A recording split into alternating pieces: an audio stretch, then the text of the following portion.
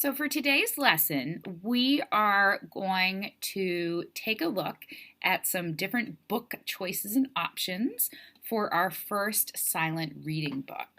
But before we can do that, we're going to set up our reader's notebook. So you're going to take one of the notebooks that you have for ELA, and I want you to label the front Reading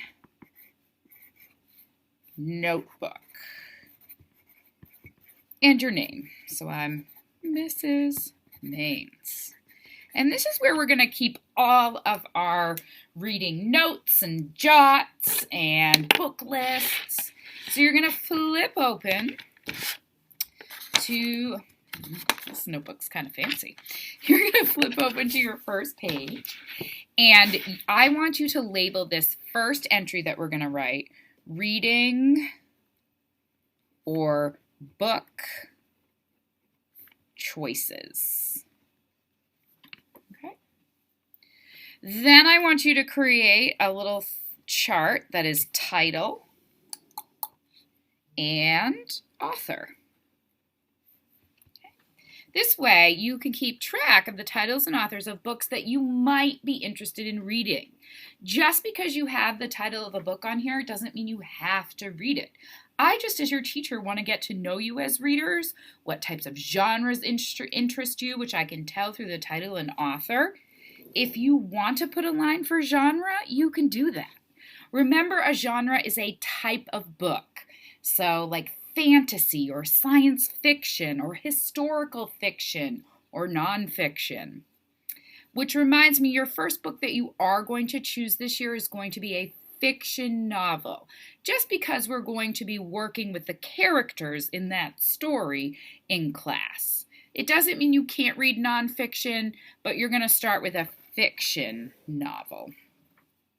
So you have created your chart here, and you'll notice down at the bottom of the stream that there are some book talks that I've done, and I want you to listen and view that video.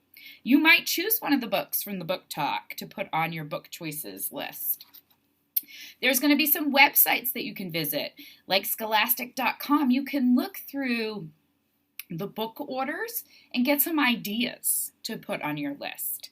There's another website that has book reviews on it, and you can search by grade, 6th grade, or even up to 7th grade, which is fine, or 5th grade. And any other, Amazon.com also has some places that has some book reviews. You can look up like the New York Times best-selling kids novels, and that gives you some ideas. For our first book that we're going to choose, you can make it an easier book. It could be a book that you've seen the movie of, or that you've read before. It's a favorite, and probably not a picture book. It could be an easier read. Maybe it's a 5th grade level book or a 4th grade level book. I'm okay with that to start with. It should be a book that you can finish in about no longer than 2 weeks. So you don't, or maybe even sooner. Some of you should probably finish it in about a week. So I also want to let you know that I have tons and tons of books. So you're going to have your list, and you're going to eventually, not today, but Friday, let me know what books you're interested in. And I'm going to search my library and the SMS library for them and get them to you. You can also buy your own book, or if you have your own book, that's totally fine. You can do an online book if you're like a distance learner. And what I mean by that is not just a free book, but something you've maybe purchased that is also in hardcover, because there's a lot of online books that aren't that great. But the first one, it could be a graphic novel that you choose, something easy just to get us back into reading. Now, as you're viewing these book talk videos and websites, or you could even talk to your parents or some friends, what do you suggest that I read?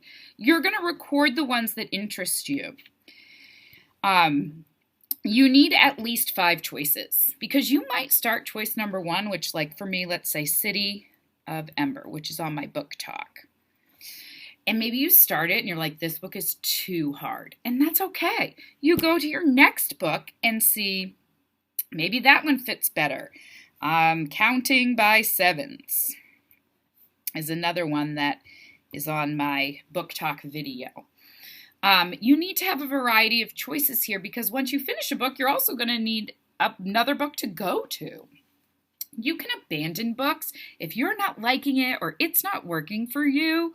Just abandon it. It's not worth kind of just dreading page by page to get through. So you are going to create this book choices chart, view the book talk videos, go on some of the websites, and create a reading book choices list. I'm not going to collect this list because you'll need it for tomorrow's class.